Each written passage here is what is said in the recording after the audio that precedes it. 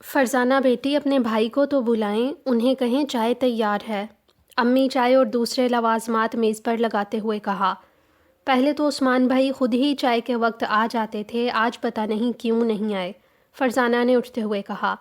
انہیں شاید پتہ نہیں چلا کہ آج آپ نے ان کے پسندیدہ سموسے تیار کیے ہیں، امی نے مسکراتے ہوئے کہا۔ میں ابھی جا کر بتاتی ہوں، دیکھیے گا کیسے بھاگتے ہوئے آتے ہیں۔ فرزانہ عثمان کے کمرے کے پاس پہنچی تو کمرے کا دروازہ کھلا ہوا تھا اور عثمان اپنے پلنگ پر لیٹا ہوا کچھ سوچ رہا تھا۔ وہ اس قدر سوچوں میں گم تھا کہ اسے فرزانہ کے کمرے میں آنے کا بھی احساس نہ ہو سکا۔ فرزانہ نے اس کے قریب جا کر آہستگی سے کہا، عثمان بھائی چائے تیار ہے۔ اوہ شکریہ، آج میرا جی نہیں چاہ رہا چائے پینے کو، عثمان نے چونکتے ہوئے کہا۔ صرف چائے نہیں ہے، چائے کے ساتھ سموسے بھی ہیں اور وہ بھی آپ کی پسند کے، یعنی قیمے والے، فرزانہ نے خوشخبری سناتے ہوئے کہا، لیکن عثمان پر کچھ اثر نہ ہوا اور وہ بیزاری سے بولا، نہیں دل کر رہا سموسے کھانے کو بھی۔ عثمان بھائی کیا ہوا، آپ کو تو سموسے بہت پسند ہیں، فرزانہ نے حیرت سے پوچھا۔ پسند ہیں نہیں، پسند تھے، عثمان نے جواب دیا۔ کیا مطلب ہے یہ؟ اچانک آپ کی پسند؟ بس آئندہ ان سموسوں کا ذکر میرے سامنے نہ کیجیے گا، زہر لگتے ہیں مجھے یہ، عثمان نے فرزانہ کی بات کاٹ کر غصے سے کہا۔ فرزانہ حیران و پریشان عثمان کے کمرے سے باہر نکل آئی، اسے سمجھ نہیں آ رہی تھی کہ یہ اچانک کیا ہو گیا ہے۔ عثمان ایک ہنس مکھ اچھا اور نیک لڑکا تھا، بڑوں کے احترام اور اپنے دوستوں سے پیار محبت اور ان کی مدد کی وجہ سے وہ اپنے اسکول ہی نہیں محلے کی بھی ہر دل عزیز شخصیت تھا۔ ان خوبیوں کے ساتھ ساتھ وہ ایک ذہین طالب علم تھا، پہلی سے ساتویں جماعت تک ہر سال اول آنے کی وجہ سے اس میں بہت اعتماد پیدا ہو گیا تھا اور اس کے سب جاننے والے اس کی ذہانت کے قائل ہو گئے تھے۔ اب جب بھی اس کی کلاس کے نتائج کا اعلان ہوتا تو سب کو پہلے سے ہی پتہ ہوتا تھا کہ اول تو عثمان ہی آئے گا۔ یہی وجہ تھی کہ جب سمیر ان کی کلاس میں آیا تو کسی نے اس کی طرف توجہ نہ دی، لیکن سمیر بھی بہت ذہین اور محنتی لڑکا تھا اور خوب دل لگا کر پڑھتا رہا۔ 8ویں کے نتائج کے اعلان سے پہلے سب کا یہی خیال تھا کہ اول عثمان ہی آئے گا، لیکن نتائج نے سب کو حیران کر کے رکھ دیا تھا۔ اس بار اول عثمان نہیں، سمیر آیا تھا۔ 7 سال تک مسلسل اول آنے کے بعد جب عثمان سے یہ اعزاز چھن گیا تو اسے ایک دھچکا سا لگا۔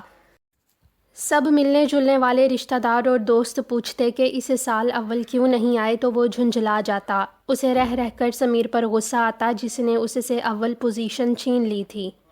آہستہ آہستہ اس کے دل میں سمیر کے لیے نفرت پیدا ہونے لگی اور وہ وقت آ گیا کہ اسے ہر وہ چیز بری لگنے لگی جو وہ سمیر کو کرتے دیکھتا۔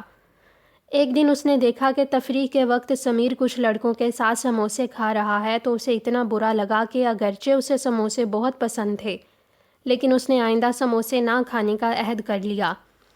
یہی وجہ تھی کہ اس نے اپنی بہن فرزانہ کے ہاتھ کے بنے ہوئے سموسے کھانے سے بھی انکار کر دیا تھا، جو وہ خود فرمائش کر کے اور کبھی کبھی فرزانہ کی خوشامد کر کے بنوایا کرتا تھا۔ جیسے جیسے دن گزرتے جا رہے تھے عثمان کے دل میں سمیر کے لیے نفرت بڑھتی جا رہی تھی۔ اسے سمیر کی ہر بات بری لگتی تھی، سمیر کوئی اچھی بات بھی کرتا تو عثمان اس کی مخالفت کرتا، اگر کوئی سمیر سے ہنس کر ملتا تو عثمان اس لڑکے سے بات چیت ہی بند کر دیتا۔ جب کوئی سمیر کی تعریف کرتا یا کوئی استاد سمیر کو شاباش دیتا تو عثمان جل بھن کر کباب ہو جاتا۔ سمیر کی ذرا برابر پذیرائی اور خوشی بھی اس کے لیے ناقابل برداشت تھی۔ عثمان کے اسکول کی یہ روایت تھی کہ جو لڑکا سالانہ امتحان میں اول آتا وہ ہی اگلی جماعت کا مانیٹر بنتا تھا۔ اس لیے جب عثمان کی کلاس یعنی ہشتم اے نہم اے بنی تو عثمان کی جگہ سمیر کو مانیٹر بنایا گیا۔ ساری کلاس کو یہ عجیب لگ رہا تھا کیونکہ 7 سال بعد عثمان کی جگہ کوئی اور مانیٹر بنا تھا، لیکن عثمان سے تو سمیر کا مانیٹر بننا برداشت ہی نہ ہو سکا۔ پہلے تو وہ کچھ دن اسکول ہی نہ گیا اور پھر پرنسپل صاحب کے نام سیکشن تبدیل کرنے کی درخواست دے دی۔ پرنسپل صاحب نے عثمان کو اپنے دفتر میں بلوایا اور اسے سمجھایا کہ نہم اے کو اسکول کے سب سے قابل اور محنتی اساتذہ پڑھاتے ہیں، اس لیے وہ سیکشن تبدیل نہ کرے، لیکن عثمان پر تو جنون سوار تھا، وہ بضد رہا اور بالآخر وہ نہم اے سے نہم بی میں چلا گیا۔ شروع میں کچھ دن تو نہم بی میں وہ بہت خوش رہا کیونکہ سمیر سے اس کا سامنا کم ہوتا تھا، لیکن آہستہ آہستہ اسے احساس ہونے لگا کہ اس نے سیکشن تبدیل کر کے بڑی غلطی کی ہے۔ اساتذہ تو نہم بی کے بھی بہت اچھے تھے، لیکن نہم بی کے تمام لڑکے عثمان کے لیے نئے تھے۔ جبکہ نہم اے کے تمام لڑکے اس کے دوست تھے کیونکہ وہ 7 سال سے اکٹھے پڑھتے آ رہے تھے۔ نہم اے میں تمام لڑکے اور اساتذہ بھی ذہین طالب علم ہونے کی وجہ سے عثمان کا بہت خیال رکھتے تھے، لیکن اس نئی کلاس میں ایسی کوئی بات نہیں تھی۔ نہم بی میں پہلے ہی 4 دوستوں کا ایک گروپ تھا جو چاروں ایک دوسرے سے بڑھ کر ذہین اور محنتی تھے۔ کلاس میں پہلی 4 پوزیشنیں ہمیشہ ان چاروں دوستوں کے حصے میں ہی آتی تھیں، کبھی کوئی اول آ جاتا تو کبھی کوئی دوسرا۔ عثمان نے جب یہ صورتحال دیکھی تو وہ پریشان ہو گیا کیونکہ نہم اے میں اول نہ صحیح 2 پوزیشن تو اسی ہی کی تھی، لیکن نہم بی میں اسے پہلی 4 پوزیشنوں میں سے کوئی بھی ملنے کا امکان نظر نہیں آ رہا تھا۔ عثمان کو رہ کر اپنی پرانی کلاس اور اپنے دوست جن کے ساتھ مل کر وہ پڑھا کرتا تھا یاد آنے لگے، لیکن اب کیا ہو سکتا تھا؟ انہی دنوں اردو کے استاد نے ایک دن ٹیسٹ لیا۔ چند دن بعد جب انہوں نے نتیجے کا اعلان کیا تو عثمان کے پاؤں تلے سے تو زمین ہی نکل گئی۔ ہر سال اول آنے والے عثمان نے 6ٹھی پوزیشن حاصل کی تھی۔ جب اس کی پہلی کلاس والوں کو اس بات کا پتہ چلا تو انہوں نے عثمان کا خوب مذاق اڑایا۔ جب بھی اسے کوئی ملتا تو کہتا اب نمبر لو تو پتہ چلے گا، پہلے تو کوئی مقابلے میں تھا ہی نہیں۔ عثمان یہ سب سن کر خون کے گھونٹ پی کر رہ جاتا۔ اگرچہ یہ سب عثمان کی اپنی غلطیوں کی وجہ سے ہوا تھا، لیکن وہ اس کا ذمہ دار سمیر کو سمجھتا تھا، کیونکہ اس کے خیال میں اگر سمیر اس کی کلاس میں آ کر اول پوزیشن نہ لیتا تو وہ آرام سے نہم اے میں اپنے دوستوں کے ساتھ ہی پڑھتا اور ہر سال اول بھی آتا رہتا۔ یہ سوچ کر اس کے دل میں سمیر کے لیے نفرت اور غصہ اور بڑھتا رہتا۔ اسی نفرت اور غصے کی وجہ سے عثمان سے ایسے بہت سے کام ہوئے جس پر اسے بھی کبھی کبھی افسوس ہوتا تھا۔ عثمان اور سمیر ایک سکول میں نہیں پڑھتے تھے بلکہ ان کے گھر بھی ایک ہی محلے میں تھے۔ ایک دن عثمان مسجد میں نماز پڑھنے گیا تو اس نے دیکھا کہ سمیر مؤذن صاحب سے کچھ کہہ رہا ہے۔ سمیر کو دیکھتے ہی عثمان کے چہرے پر غصے کے آثار نظر آنے لگے، لیکن جب سمیر نے مؤذن صاحب سے اجازت لے کر اذان دینا شروع کی تو عثمان سے یہ برداشت نہ ہو سکا اور وہ مکمل طور پر شیطان کے جال میں پھنس گیا اور نماز پڑھے بغیر ہی مسجد سے واپس آ گیا اور گھر میں اکیلے ہی نماز پڑھی۔ پھر اس نے یہ معمول ہی بنا لیا کہ وہ گھر میں ہی نماز پڑھنے لگا کیونکہ اسے یہ گوارا نہ تھا کہ جس مسجد میں وہ نماز پڑھے سمیر بھی وہاں نماز پڑھتا ہو۔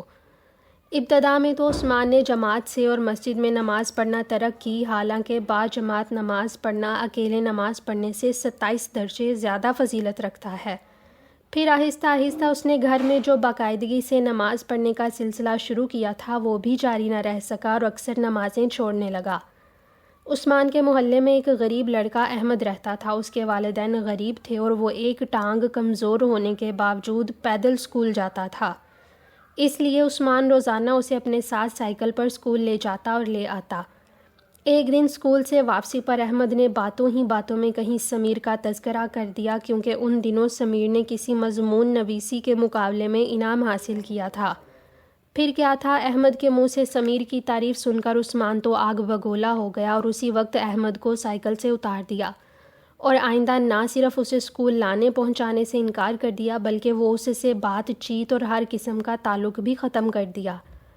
سائیکل سے اتر کر جب احمد لنگڑاتا ہوا اپنے گھر کی طرف چل پڑا تو عثمان کو یہ دیکھ کر دکھ ہوا، لیکن سمیر کی دشمنی نے اس کی آنکھ پر نفرت کی پٹی باندھ دی اور وہ اکیلا ہی سائیکل پر اپنے گھر روانہ۔ عثمان کا تعلق ایک کھاتے پیتے اور شریف گھرانے سے تھا۔ سمیر کے محلے میں آنے سے پہلے عثمان کا یہ معمول تھا کہ وہ اپنے محلے کے غریب لڑکوں کی مدد کیا کرتا اور جو لڑکے پڑھائی میں کمزور ہوتے ان کی بھی اپنی طرف سے ہر ممکن مدد کرتا تھا۔ لیکن سمیر نے آتے ہی کچھ لڑکوں کو ساتھ ملا کر ایک تنظیم بنا لی اور اس تنظیم کے تحت وہ نہ صرف غریب لڑکوں کی مدد کرنے لگا بلکہ اس نے شام روزانہ لڑکوں کو پڑھانا شروع کر دیا۔ عثمان سمیر سے تو بات نہیں کرتا تھا، اس لیے سمیر نے کچھ لڑکوں کے ذریعے عثمان کو پیغام بھیجا کہ ان کو مل جل کر رہنا چاہیے اور مالی اور تعلیمی لحاظ سے کمزور لڑکوں کی مدد کرنی چاہیے، لیکن عثمان پر اس کا کچھ اثر نہ ہوا اور اس نے سمیر کی بات ماننے کی بجائے اس کی مخالفت شروع کر دی اور وہ انفرادی طور پر غریب لڑکوں کی جو مدد کیا کرتا تھا وہ بھی بند کر دی۔ غرض سمیر کی مخالفت میں وہ اتنا آگے نکل گیا کہ وہ عثمان جو اپنی کلاس، اسکول اور محلے بھر کی ہر دل عزیز شخصیت تھا کہیں گم ہو کر رہ گیا۔ ہر دم تر و تازہ اور ہنستا ہوا چہرہ مرجھا سا گیا تھا۔ اس کے ہونٹوں پر ہر وقت کھیلنے والی مسکراہٹ کہیں غائب ہو چکی تھی۔ ہر وقت صاف ستھرے رہنے والے عثمان کے بال اکثر الجھے ہوئے رہنے لگے تھے اور کپڑے بھی اکثر میلے ہی رہتے تھے۔ کلاس میں اول آنے والا اور اگلی کرسیوں پر بیٹھنے والا عثمان اب کلاس میں ہی پچھلی کرسیوں پر نہیں چلا گیا تھا، بلکہ تعلیمی لحاظ سے بھی بہت پیچھے رہ گیا۔ مسجد جانا تو وہ بہت پہلے ہی چھوڑ چکا تھا، اب اس نے کلاس سے بھی غیر حاضر رہنا شروع کر دیا تھا۔ بڑوں کا کہا مان کر اور اپنے دوستوں کی مدد کر کے بھی اس نے کافی عرصے سے کوئی دعا حاصل کرنے کی کوشش نہیں کی تھی۔ گھر میں بھی عثمان کا رویہ پہلے سے بالکل تبدیل ہو کر رہ گیا تھا۔ عثمان اور فرزانہ دونوں بہن بھائیوں میں بہت پیار تھا، وہ ایک دوسرے کا خیال بھی بہت رکھتے تھے، لیکن لڑائی جھگڑے بھی خوب ہوتے تھے۔ لیکن اب عرصے سے عثمان نے اپنی پیاری سی بہن کے ساتھ کبھی سیدھے منہ بات بھی نہیں کی تھی۔ عثمان کا مزاج دن بدن چڑچڑا ہوتا جا رہا تھا اور پڑھائی میں بھی اس کا دل نہیں لگتا تھا۔ اس کے سب گھر والے پریشان تھے کہ اسے کیا ہوتا جا رہا ہے۔ سب سے زیادہ فرزانہ پریشان تھی، کیونکہ پہلے تو عثمان کے ساتھ وہ خوب لڑتی جھگڑتی اور کھیلا کرتی تھی۔ جب عثمان کوئی چیز پکانے کی فرمائش کرتا اور اس کی خوشامد کرتا تو اسے بہت اچھا لگتا، اور پھر جب وہ مزے مزے کی چیزیں بنا کر عثمان کے ساتھ مل کر کھاتی اور عثمان اس کی تعریف کرتا تو وہ بہت خوش ہوتی۔ لیکن اب تو اس کا وہی عثمان بھائی اس سے بات بھی نہیں کرتا تھا۔ عصر کی اذان ہو چکی تھی، لیکن عثمان نہ تو مسجد میں نماز پڑھنے گیا تھا اور نہ ہی اس نے گھر پر نماز پڑھی تھی۔ اس کے سامنے میز پر کتابوں کا ڈھیر لگا ہوا تھا اور وہ کرسی پر بیٹھا ہوا کتابوں کو تک رہا تھا۔ پڑھنے کو اس کا بالکل بھی دل نہیں کر رہا تھا۔ کتابوں کو تکتے تکتے وہ کمرے کا جائزہ لینے لگا۔ سامنے دیوار پر لگے ہوئے کیلنڈر کو دیکھ کر اسے احساس ہوا کہ نیا مہینہ شروع ہوئے ہفتے سے زیادہ ہو گیا ہے، لیکن کیلنڈر کا ابھی پچھلے مہینے والا صفحہ تبدیل نہیں ہوا تھا۔ عثمان کرسی سے اٹھا اور کیلنڈر کا پچھلے مہینے والا صفحہ پھاڑ کر علیحدہ کر دیا اور اب نئے مہینے والا صفحہ سامنے تھا۔ کیلنڈر کے نچلے حصے پر تو مہینے کی تاریخیں اور دن درج تھے، لیکن اوپر والے حصے میں خوبصورت خطاطی کے ذریعے عربی میں کچھ لکھا ہوا تھا۔ اس خطاطی میں رنگوں کا ایسا حسین امتزاج تھا کہ عثمان نہ چاہتے ہوئے بھی اس کی طرف متوجہ ہو گیا۔ اس نے جب کیلنڈر کو غور سے دیکھا تو عربی عبارت کے نیچے اردو میں بھی کچھ لکھا ہوا تھا۔ عثمان نے پڑھا تو لکھا تھا، تم حسد کے مرض سے بچو۔ حسد آدمی کی نیکیوں کو اس طرح کھا جاتا ہے جس طرح آگ لکڑی کو کھا جاتی ہے۔ حدیث نبوی۔ عثمان یہ حدیث پڑھ کر کرسی پر دوبارہ بیٹھ گیا، لیکن اس کی نظریں ابھی تک کیلنڈر پر لگی ہوئی تھیں۔ اس نے ایک بار پھر حدیث کو پڑھا، اس کو یوں لگ رہا تھا جیسے یہ حدیث اسے ہی مخاطب کر رہی ہو۔ پھر اس نے کئی بار اس حدیث کو پڑھا اور پھر جب اس حدیث کا مفہوم اس کی سمجھ میں آیا تو وہ چکرا کر رہ گیا۔ گزرے ہوئے وقت کا ایک ایک لمحہ اس کی آنکھوں کے سامنے آ رہا تھا۔